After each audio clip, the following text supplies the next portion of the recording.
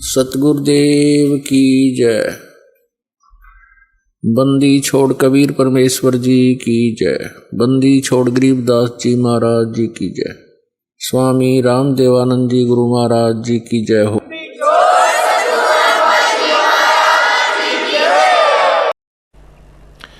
जैसे अपने पुण्यकर्मों के कारण श्री नानक जी वाली आत्मा सतयुग के अंदर राजा अम्बरीश थे, बहुत ही पुण्यकर्मी थे, परमात्मा से डरने वाले थे, प्रजा उनके राज्य में बड़ी सुखी थी और स्वयं भी भक्ति किया करते थे, जनता को भी भक्ति करने की प्रेरणा देते थे। उन्हीं पुण्यकर्मों को स्वर्ग में समाप्त करके उसके बाद फिर कुछ शेष पुण्यों के आधार से वो राजा जनक बने, वही आत्मा। और राजा जनक के समय भी वो बहुत ही अच्छी भक्ति करते थे, पुण्यकर्मी प्राणी थे। सुखदेव जैसे ऋषि जो पूर्व जन्म की साधना से सिद्धि से आकाश में उड़ जाते थे तो भी मोक्ष मार्ग नहीं था, स्वर्ग में रहने का उनका स्थायी निवास नहीं था, उस सुखदेव ऋषि ने भी राजा जनक जी से उपदेश लिया। इतने वो अधिकारी थे। और फिर राजा जनक वाले शरीर को त्याग करके स्वर्ग गए, स्वर्ग में अपने पुण्यों को क्षीण करके त्रेता युग में, अब कलयुग के अंदर वही आत्मा फिर श्री नानक जी के रूप में अवतरित हुई। पहले तो राजा, वो वही आत्मा राजा थी, नौकर खड़े रहा करते हाथ जोड़े, और वही आत्मा पुनः क्षीण हो जाने से फिर स्वयं श्री नानक जी सुल्तानपुर में एक नवाब के यहाँ नौकर लगे। अब ये याद दिलाई जाती है, परमात्मा कहते हैं कोट जन्म तू राजा की ना मिटी न मन की आशा, भिक्षुक होके दर दर घूम्या मिला ना निर्गुण रासा।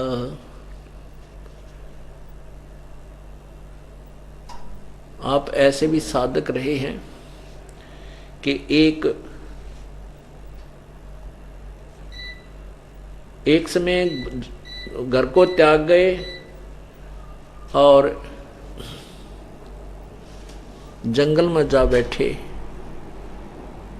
एक बार जाकर नगरी से भिक्षा मांग लाए, जैसी भी रोटियां प्राप्त हुई उन रोटियों को सुखा लिया। एक बार ला करके या तो एक ही बार आहार किया, नहीं 2-3 दिन तक उस सूखे रोटियों को ही सुखा कर भिगो कर पानी में खाते रहते हैं। कई महात्मा ऐसे होते हैं, संत जन, जो परमात्मा की तड़फ में घर छोड़ जाते हैं। अब देखो, भगवान की आत्मा को परमात्मा की प्राप्ति की चाह तो जब उसी समय लगी थी जब से इसको पता लगा तू गलत स्थान पर आ गई। लेकिन काल भगवान ने इसको इतना अज्ञानी बना दिया, इतना अज्ञान भर दिया इसके अंदर कि अपने निज घर का ये स्थान ही भूल गई, वो ज्ञान ही समाप्त कर दिया। उसी को पाने के लिए ऋषिजन साधना करने के लिए जंगलों में जाते हैं, घर त्याग जाते हैं, लेकिन उनको दिशा ठीक ना मिलने से वो काल के ही जाल में पड़े रह जाते हैं और अपने द्वारा कलेक्टेड उस अज्ञान को अपने अनुभव से या किसी उससे जैसे अज्ञानियों से सुने हुए उस ज्ञान को सुन सुनकर और फिर वक्ता बन करके हजारों करोड़ों लाखों व्यक्तियों को फिर गुमराह कर जाते हैं। वो दूना दोषी और बन जाते हैं। काल तो एक विलियन है और इसको ये खलनायक समझो। इसने तो हर वो तरीका अपना रखा जिस युग का जीव अज्ञानी बना रहे, और परमात्मा आकर के हमें वो सारे वही ज्ञान देते हैं जिससे ये ज्ञानी बने।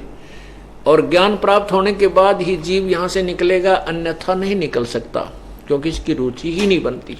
तो क्या बताते हैं कि भिक्षुक होके तू दर दर घूम्या, परंतु ये यथार्थ मोक्ष मार्ग, पूर्ण मोक्ष मार्ग तुझे नहीं मिला। ये वे ऑफ वर्शिप, भक्ति की विधि तुझे नहीं प्राप्त हुई, जिस कारण से तू भटकता रहा। फिर क्या बताते हैं, इंद्र कुबेर ईश की पदवी ब्रह्मा वरुण धर्मराया, विष्णुनाथ के लोक को जाके फिर भी उल्टा आया। हम जो हिंदू समाज में उत्पन्न हैं, या इससे भी पहले जो कोई धर्म नहीं था, सतयुग त्रेता द्वापर में कोई भी धर्म अलग नहीं था, तो जो भी साधक थे वो एक ही आधार से साधना करते थे, वेदों के आधार से। और उन्होंने वेदों को ठीक से समझा नहीं, उन्होंने स्वर्ग को ही अंतिम स्थान पड़ाव मान लिया और स्वर्ग प्राप्ति के लिए, स्वर्ग महास्वर्ग प्राप्ति के लिए ही उन्होंने बहुत प्रयत्न किए, साधनाएं की, और उस साधना से वो देवता भी बने, स्वर्ग में भी गए। जैसे आपने महावीर जैन जी के इतिहास से सब कुछ शिक्षाएं मिल जाती हैं। नरक में भी गए और देव पदवी भी प्राप्त की, और वैसे भी स्वर्ग में अपने पुण्य समाप्त किए। इंद्र कुबेर ईश की पदवी, और ब्रह्मा वरुण धर्मराया विष्णुनाथ के लोक को जाकर तो फिर भी उल्टाया। तो हम विष्णु जी, इन सभी तीनों भगवानों के, ब्रह्मा विष्णु और शिव जी के उपासना में विष्णु जी का जो स्वर्ग है, जो विष्णु लोक में स्वर्ग है, यानी वो होटल है, वो अन्य भगवानों के जो लोकों से उत्तम है, उसमें ज्यादा सुविधाएं हैं। इसलिए कहते हैं विष्णु जी के लोक की प्राप्ति के लिए ही ऋषियों ने अधिक प्रयत्न किए, और वहां जाकर के भी फिर ये वापस अपने पुण्यों के क्षीण होने पर तुरंत ही वापस आ जाता है। इंद्र कुबेर ईश की पदवी, ब्रह्मा वरुण धर्मराया विष्णुनाथ के पुर को जाके फिर भी उल्टा आया। गीता जी अध्याय नंबर 8 के श्लोक 16 में स्पष्ट किया है कि ब्रह्मलोक तक जितने भी लोक हैं सभी पुनर्वर्ती में हैं, अर्थात इसमें गए हुए प्राणी पुनः आते हैं। ये बार बार जन्म मृत्यु के अंदर आते हैं। पुनरावर्ती, पुनर्वर्ती माने पुनः आवर्ती, यानी आवर्ती माने बार बार चक्कर लगाना। तो पुनर्वर्ती के अंदर है, ये जन्म मृत्यु में है, ये प्राणी है, ये स्थायी स्थान नहीं है। उसके लिए कहते हैं कि जब ब्रह्मलोक तक भी, ब्रह्मलोक तो जो ओम नाम के उपासक वो जाते हैं ब्रह्मलोक में, तो इन ऋषियों ने अपना सिद्धांत यही बता दिया भगवान का अपने अज्ञान अनुभव से, कि जन्म मृत्यु तो सदा बनी रहेगी, और महास्वर्ग में गया हुआ प्राणी एक कल्प तक रहता है। एक कल्प कितना होता है? ब्रह्मा जी का एक दिन। ब्रह्मा जी का एक दिन कितना होता है? एक चतुर्युग, 1008 चतुर्युग। वैसे उसको 1000 चतुर्युग मानते हैं। 1000 चतुर्युग ब्रह्मा जी का एक दिन है, इसी को एक कल्प मानते हैं। और ब्रह्मा जी की आयु को एक महाकल्प मानते हैं। एक चतुर्युग में 43,20,000 वर्ष होते हैं, अर्थात 4 युग, सतयुग, त्रेता, द्वापर और कलयुग। ऐसे ऐसे 1000 चतुर्युग का ब्रह्मा जी का एक दिन, इतनी ही रात्रि, और फिर 30 दिन रात का एक महीना, 12 महीने का एक वर्ष, और 100 वर्ष की ब्रह्मा जी की आयु। तो इन्होंने यही अपना अनुभव बता दिया कि जन्म मृत्यु तो बनी ही रहेगी, ये कभी समाप्त नहीं हो सकती। इस प्रकार यह परमात्मा बताते हैं कि इंद्र उसी थ्योरी के आधार पर जो तुम्हें अज्ञानी ऋषियों ने इनकम्प्लीट नॉलेज के आधार पर बताई, जो साधनाएं आपने बहुत तन मन धन से की, उसके कारण इंद्र बन गए।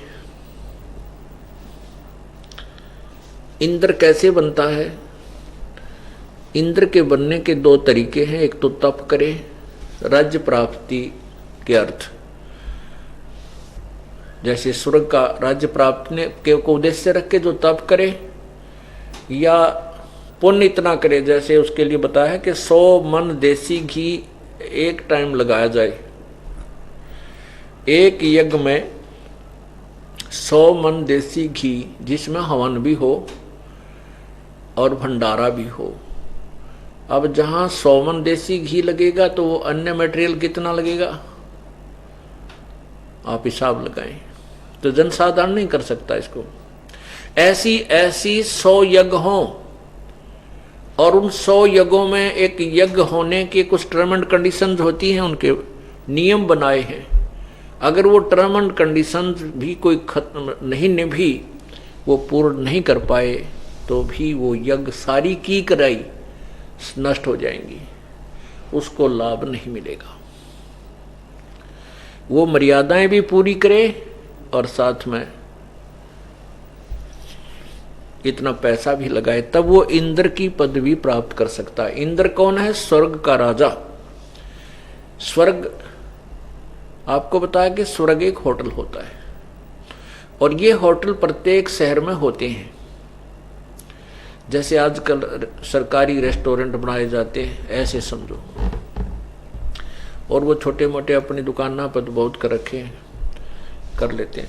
तो ऐसे स्वर्ग का जो स्वर्ग है, कॉमन स्वर्ग है, उसका राजा इंद्र है, उसको इंद्र की पदवी कहते हैं, दी जाती है। और प्रत्येक लोक में, जैसे शिव जी के लोक में भी स्वर्ग है, विष्णु जी के लोक में भी स्वर्ग है, ब्रह्मा जी के लोक में भी स्वर्ग है, और माता के लोक में भी स्वर्ग है, और ब्रह्म के यानी काल के लोक में महास्वर्ग है, तो वहां भी स्वर्ग है। इंद्र जो कॉमन स्वर्ग है उसका राजा इंद्र है, और इंद्र की पदवी और उसका समय, पदवी तो ऐसे प्राप्त होती है तप से या पुण्य से, दान, इस यज्ञों से। और उसका शासन काल कितना होता है? 72 चौकड़ी युग, 72 चतुर्युग। एक चौकड़ी में 4 युग और 72 चतुर्युग तक उसका शासन काल होता है।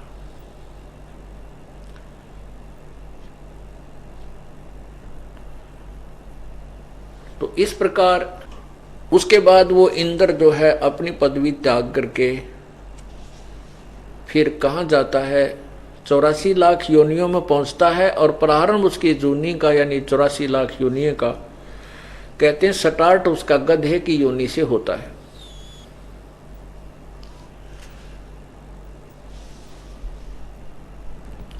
अब इंद्र को एक चिंता और होती है, जो वर्तमान में गद्दी पर विराजमान है, राजगद्दी पर विराजमान इंद्र है, उसको एक और हिदायत होती है, एक इंस्ट्रक्शन होती है कि यदि तेरे शासन काल में कोई अन्य व्यक्ति इंद्र की गद्दी प्राप्त करने योग्य पुण्य या तप कर लेगा तो तेरा शासन छीनकर उसको दे दिया जाएगा। इसलिए इंद्र को यह चिंता बनी रहती है कि कोई तेरी गद्दी प्राप्त करने के लिए ऐसा तप या यज्ञ ना कर ले, वह उसको भंग करवाना, उसके तप को खंड करवाना, उसके यज्ञ को खत्म भंग करवाना, उसमें को डिस्टर्बेंस पैदा करना उसका परम कर्तव्य बना हुआ है। उसके हलकारे फिरते रहते हैं, उसके दूत गुप्त रूप में पृथ्वी पर घूमते रहते हैं, उसको पता लगते ही वो तुरंत उसका काम बिगाड़ देता है। बंगाल की खाड़ी में एक मार्कंडे नाम के ऋषि तपस्या कर रहे थे। किस लिए कर रहे थे? वो महास्वर्ग यानी ब्रह्मलोक में जाने के लिए उद्देश्य से तप कर रहे थे। अब ये तप की बीमारी क्यों लगी? एक तरफ तो हमें ऋषियों को कहते हैं ये बड़े ऋषि विद्वान थे और ये वेदों के ज्ञाता थे। वेदों और गीता में तो कहीं भी तप करने का, हठयोग करने का नहीं कहा, उसमें तो बल्कि हठयोग करने वालों को लताड़ रखा है, मूर्ख लिखा है। तो यह तप करना कहाँ से सीखा इन ऋषियों ने, कहाँ से ढूंढा ये मंत्र? ये कहाँ से लाए ऐसे अजंतर?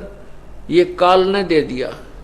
जैसे ब्रह्मा जी की उत्पत्ति हुई, ब्रह्मा जी का जन्म हुआ, फिर ये कोमा में रखा गया जब तक जवान हुआ। जवान होने पर इसको कमल के फूल पर काल ने बैठा करके सचेत कर दिया। अब ये जहां पर बैठा था, उस जहां कमल का फूल उगा हुआ था, उस जल में, उस जल के चारों तरफ इसने देखा, कहीं उसका किनारा नजर नहीं आया। तैर तैर कर भी देखा। आखिर में इसने सोचा अब क्या करूं, तो आकाशवाणी हुई कि तप करो तप करो। ब्रह्मा जी ने लिखा है, बताया है कि मैंने 1000 वर्ष तक बैठकर उस कमल के डंठल पर, ऊपर फूल पर तप किया। फिर आकाशवाणी हुई कि अब सृष्टि करो। अब ब्रह्मा जी कहते मैंने सोचा सृष्टि किसकी करूं, कहीं पृथ्वी है नहीं, तो मैं मधुकैटभ 2 राक्षस आए, उनके डर से नीचे उस डंठल पकड़कर नीचे स्पीड से उतरा। वहां विष्णु जी शेष सैया पर बेहोश पड़े थे। फिर वो उसमें से एक भूतनी निकली, दुर्गा भूतनी रूप में उसमें प्रवेश थी, वो प्रेतनी की तरह वो बाहर आई। बाहर निकली तो विष्णु जी सचेत हुए। फिर ब्रह्मा शंकर भी वहीं आ गए। फिर हम तीनों को विमान पर बैठाया, ऊपर दिखाया। बहुत लंबी कहानी फिर बताएंगे।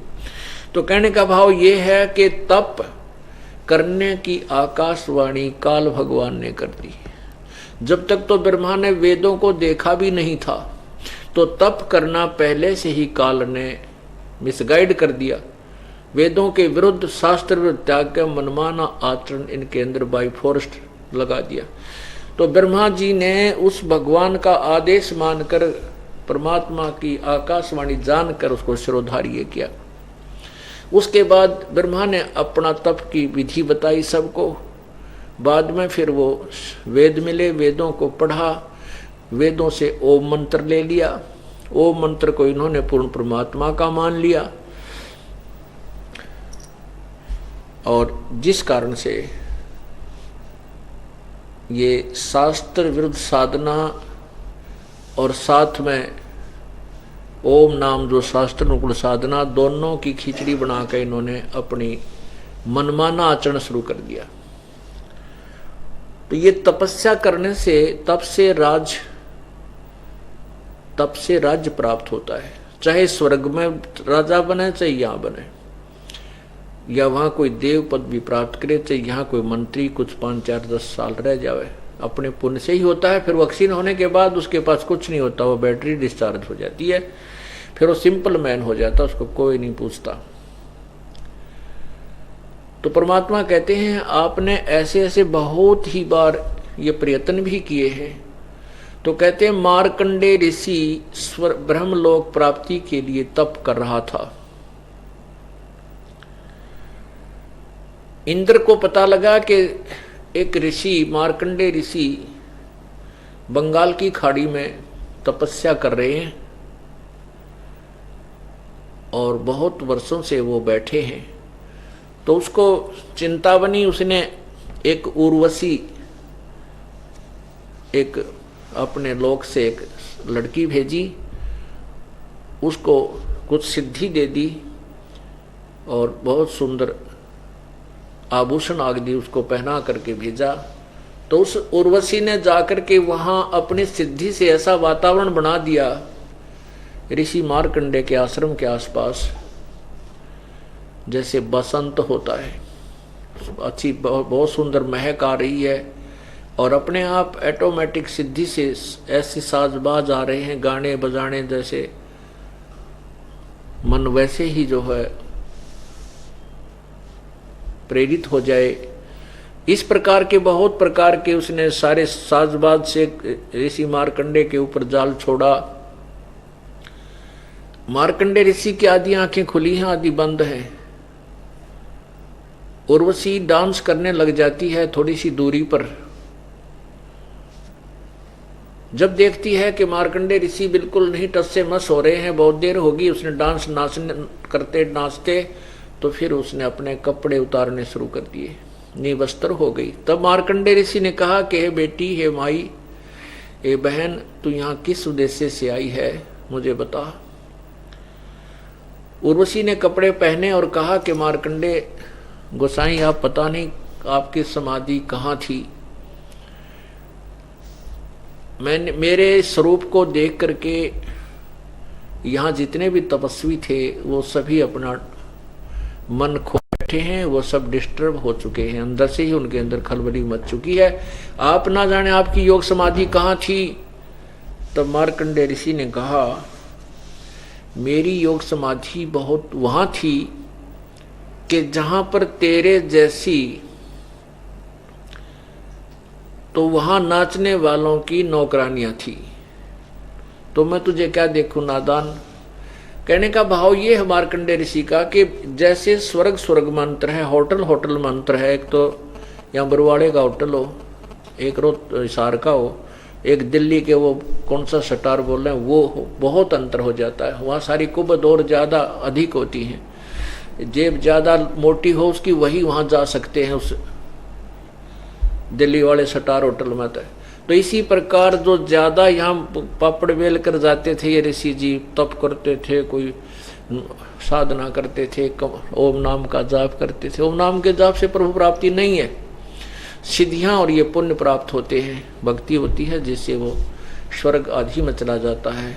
इससे यही यहाँ के सुख सुविधाएं प्राप्त करने के लिए ही इससे कमाई होती है। तो ब्रह्मलोक के जब ये साधना करते हैं ऋषिजन, वैसे नहीं बैठ सकता इंसान, 10 मिनट भी नहीं, 1 घंटा भी नहीं बैठ सकता जब लटके आने लग जाए।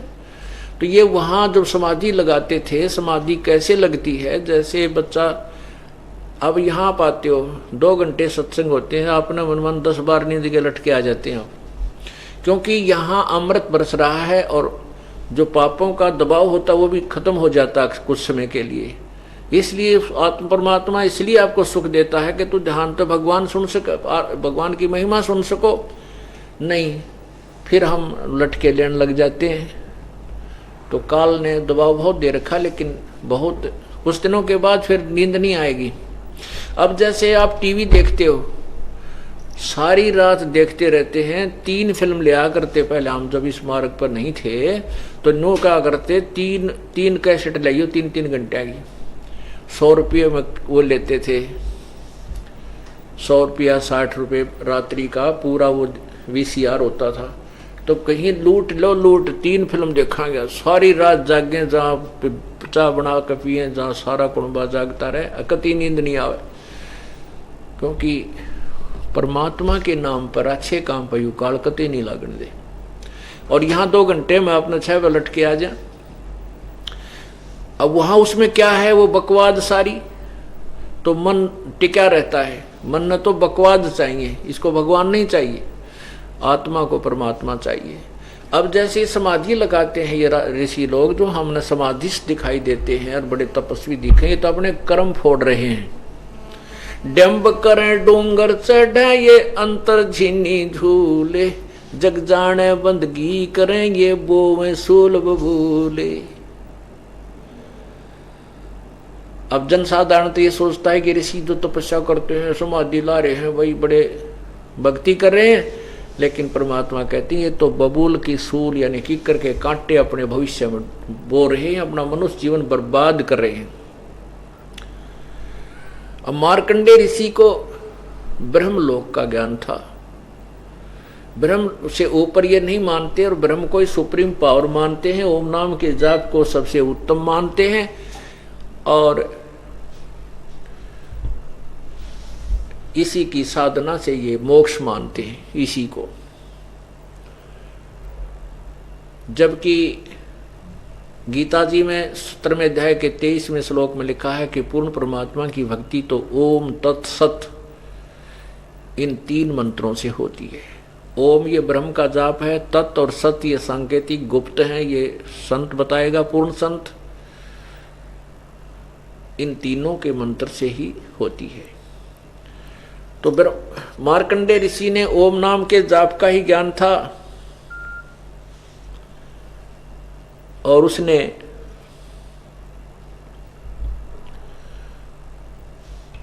और फिर साथ में वो ब्रह्मा और विष्णु और शिव जी द्वारा दिया हुआ वो काल के आकाशवाणी का हठ योग, वो खिचड़ी बीच में ला करके, यही ज्ञान था।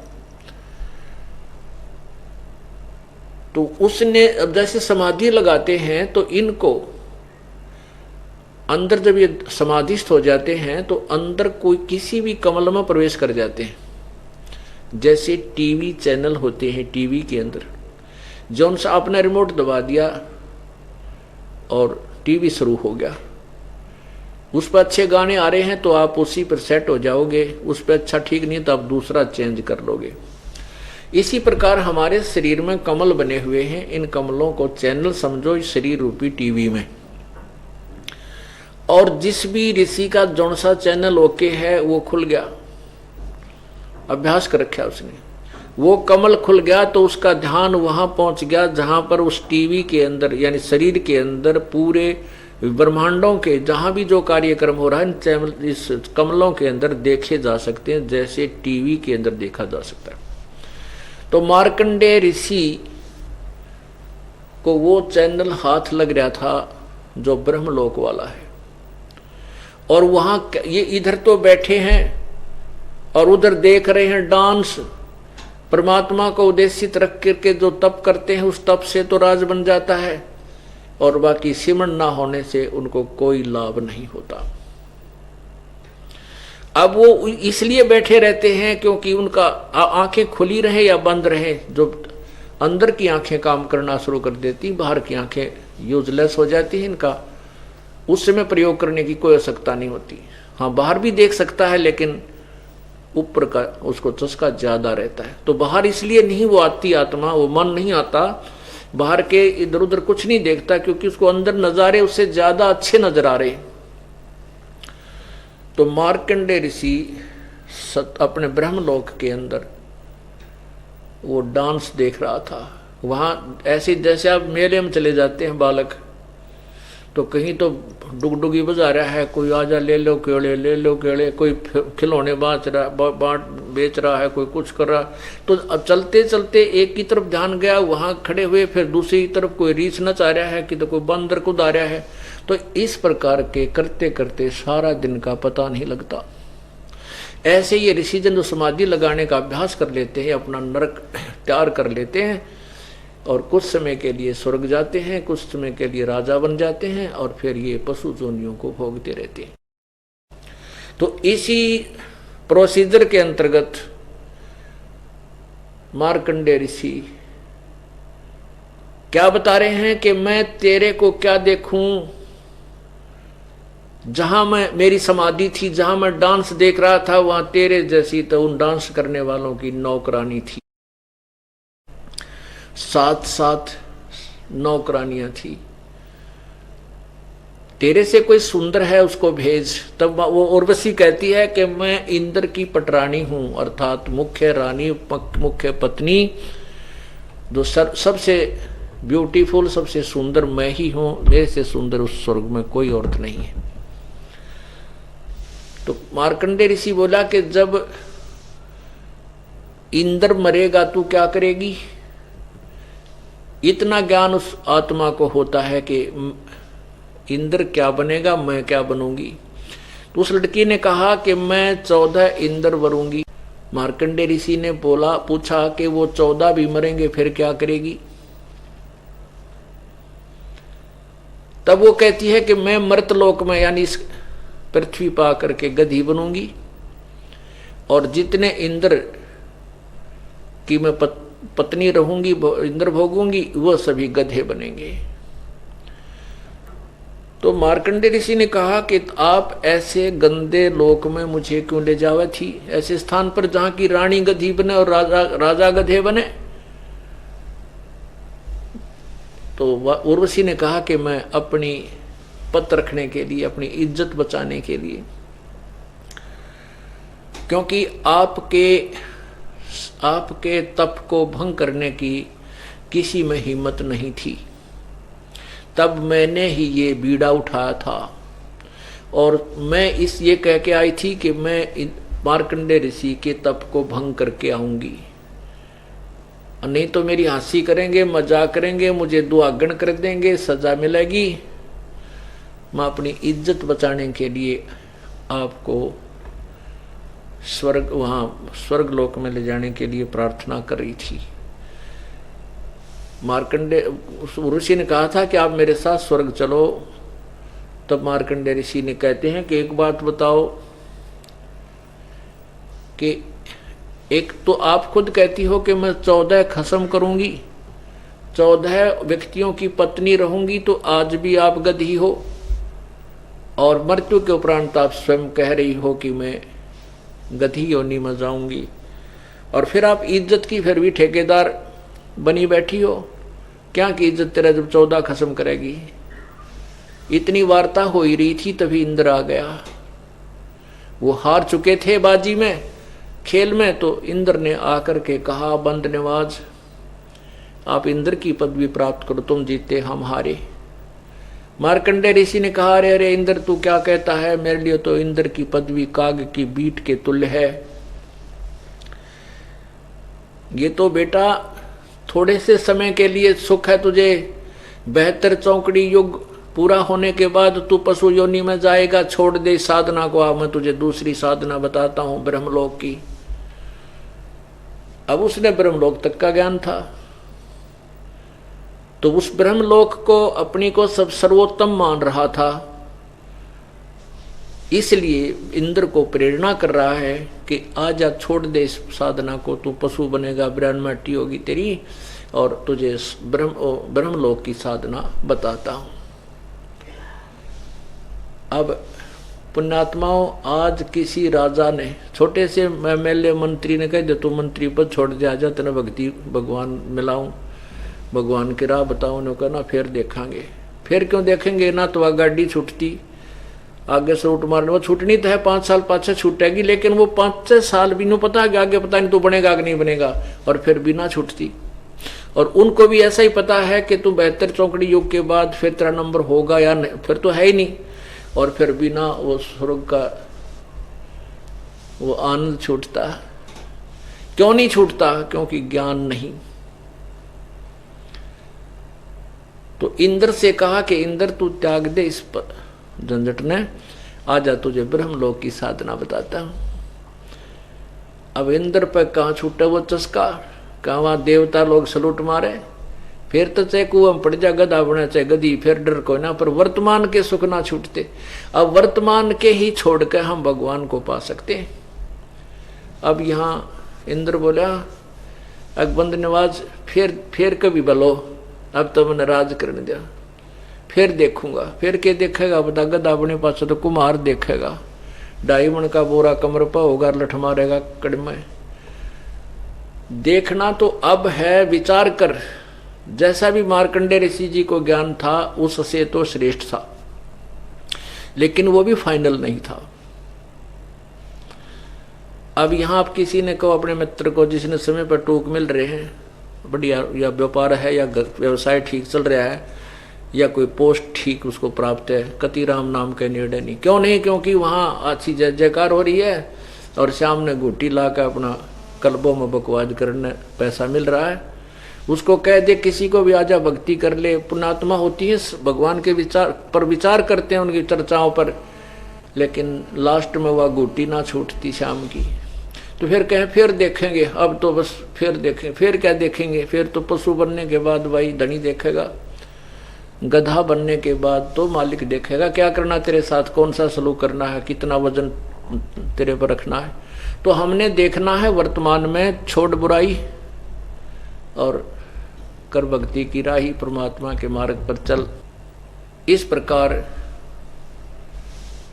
इंद्र कुबेर ईश की पदवी ब्रह्मा वर्ण धर्मराया, विष्णुनाथ के पुर को जाके तो फिर भी उल्टा आया। अब जैसे विष्णु जी बनते हैं, ब्रह्मा जी बनते हैं, शंकर जी बनते हैं, ये कौन बनते हैं? ये पुण्यात्मा बनती हैं। ये पुण्यात्मा बनती हैं जो आप अब साधना कर रहे हो, आज आप सत भक्ति कर रहे हो, जो इस ज्ञान को दृढ़ता से स्वीकार कर गए और पूरी मर्यादा निभागे वो तो पार हो जाएंगे, लेकिन जो रह गए उनको काल बढ़ो लेगा, उनको बहका लेगा जब यहाँ से चलेगा। क्योंकि यहाँ से विमुख हो गए आप, यहाँ आना बंद कर दिया, ठीक है, गुरुद्रोही भी नहीं हुए, आपने गुरु जी की निंदा विंदा भी नहीं की, लेकिन किसी अपने ही मन की सोच से दूर हो गए। फिर क्या होगा कि आप जो प्रथम मंत्र की कमाई आपने कर रहे हो, इन कमाई से भी, पहले मंत्र का जो जाप करते हो इससे भी बहुत आपको धन प्राप्त होता भक्ति का। तो इससे कहाँ जाओगे? जैसे ब्रह्मा जी का जाप आप करते हो, ब्रह्मा के लोक में जाओगे, वहां आपको देव बना देगा इस कमाई कि तो महादेव वहां बड़े अच्छे कोई अच्छी पोस्ट दे देगा, इंचार्ज बना देगा नाचने गाने वालों का। तो ऐसे वहां पुण्य खत्म किए, उसके बाद विष्णु जी के लोक में जाएगा। विष्णु जी के लोक में भी आपको ना मानो वहां कौन सी पोस्ट मिल जाए, तो वहां पुण्य खत्म करेगा। उसके बाद शिव जी के लोक में गण बनेगा जा करके, और वहां भी अपने पुण्यों को अक्षीण करके समाप्त करके फिर कहां जाएगा? फिर कोमन स्वर्ग में आएगा। कोमन स्वर्ग में अपना समाप्त करके, जैसे कई यज्ञ आदि करते हो साथ की साथ, इसको कोमन स्वर्ग में आपको प्राप्त होगा इसका फल, इंद्र के लोक में। वहां समाप्त करके फिर कहां जाओगे आप? जिसने प्रथम मंत्र ही लिया और कुछ दिन जाप किया फिर त्याग दिया, उसकी यह स्थिति होगी। फिर नरक में जाओगे, 84 लाख योनियां भोगेंगे। दूसरा मंत्र प्राप्त है, उसके बाद आप ओम नाम के जाप से ब्रह्मलोक में जाओगे, और जो दूसरा मंत्र आपको प्राप्त है सतनाम के साथ, उसके फल से आप काल ने ब्रह्मलोक के अंदर वहां पर 3-4 वो बना रखे हैं पदवी, 4 वेरिएशन कर रखे हैं, ऊंचे नीचे बना रखे हैं, जैसे सतलोक, अलखलोक, अगमलोक, अनामी लोक, नकली। तो उनमें जो अलखलोक सतलोक है, उस सतलोक के अंदर ये जो दूसरे मंत्र के जाप की कमाई को वहां नष्ट करवा देता है, और उसके बाद फिर ये 84 लाख योनियों में धक्के खाता रहता है। तो उन्हीं में से फिर पुण्य आत्माएं होती हैं, उन्हीं में से आप में से ही एक, किसी को ब्रह्मा सेलेक्ट कर लेता है, किसी को आत्मा को विष्णु, किसी को शिव, तो उन्हीं को अपने घर जन्म देता है अपनी पत्नी के संयोग से। और जब ब्रह्मा की मृत्यु होने का समय आता है, उससे पहले ही एक ब्रह्मा उत्पन्न करके एक पुत्र उसका, क्योंकि जिस स्थान पर ये रहते हैं दोनों, जहाँ बच्चे की उत्पत्ति करते हैं, वो उसी गुणों जैसा हो जाता है, वैसा ही स्वरूप हो जाता है जिस रूप में वो वहां रहते हैं। तो उसको पहले ही उत्पन्न करके बेहोश रखते हैं, उस ब्रह्मा के मरते ही दूसरे को वहां छोड़ देते हैं। ऐसे अपना सृष्टि क्रम जारी रखते हैं। तो यहां क्या बताते हैं? फिर वो ब्रह्मा चला जाता है नीचे की योनियों में। जैसे अब वर्तमान ब्रह्मा है, 100 साल की अपनी आयु पूरा करके मृत्यु को प्राप्त होगा, दूसरा ब्रह्मा ये तैयार रखेगा। उसके बाद ये सृष्टि काल की चलती रहेगी। ऐसे ही विष्णु मरेगा 7 ब्रह्मा के मृत्यु के बाद, तो एक विष्णु और तैयार उत्पन्न कर लेगा। वो अन्य आत्मा होंगी, ये आत्मा नीचे के अपन चली जाएंगी, 83 लाख योनियों में पहुंच जाएंगे, मनुष्य भी बनेंगे। जैसे आपने ब्रह्मा कुमारी पंथ सुना है, लेकिन हमने उसका पूरा हिस्ट्री पढ़ा है। उसमें क्या लिखा है कि श्री लेखराज जी एक शराब होते थे बंबई में, वो बहुत पुण्य आत्मा थी। उनके गुरुजी आते थे। एक दिन वो गुरुजी सत्संग कर रहे थे, तो वो एक दिन सत्संग के अंदर उनके अंदर ऐसी हलचल हुई, शरीर कांपने लगे, आंखें लाल होगी, और कुछ ऊंची ऊंची आवाजों से बोलने लगा। उसने कहा, मैं शिव बोल रहा हूं, मैं शिव बोल रहा हूं, मैं शिव बोल रहा हूं। तो वो आत्मा जो भूत बनी हुई थी, पितर बनी हुई थी, वो ब्रह्मा जी, वो लोग लेखराज जी में प्रवेश होगी। और वो कभी शिव रही थी, कभी वो शिव पदवी पर रही हुई आत्मा थी। वो अब कह रही है मैं शिव बोल रहा हूं। फिर कोई कहते, फिर दूसरी आत्मा प्रवेश करती है, वो कहते मैं ब्रह्मा बोल रहा हूं। तो वो आत्मा भी ब्रह्मा की पोस्ट पर भी रही थी। तो वो पुण्य आत्माओं को कुछ पिछले संस्कार पितृ योनि में याद रह जाते हैं। अब जैसे कोई रिटायर्ड अफसर है, तो वो कहता मैं एक्स फलाना हूं, ये टैक्स लगा देते हैं, उन्होंने सीधा कह दिया मैं ब्रह्मा हूं, मैं विष्णु। तो उस प्रकार जो लेखराज जी की आत्मा बोलने वाले पितृ प्रेत को इन्होंने भगवान मान करके एक नारापन चला दिया। तो यहाँ क्या कहते, इंद्र कुबेर ईश की पदवी, ब्रह्मा वरुण धर्म राया, विष्णुनाथ के लोक को जाके तो फिर भी उल्टा आया। सत साही।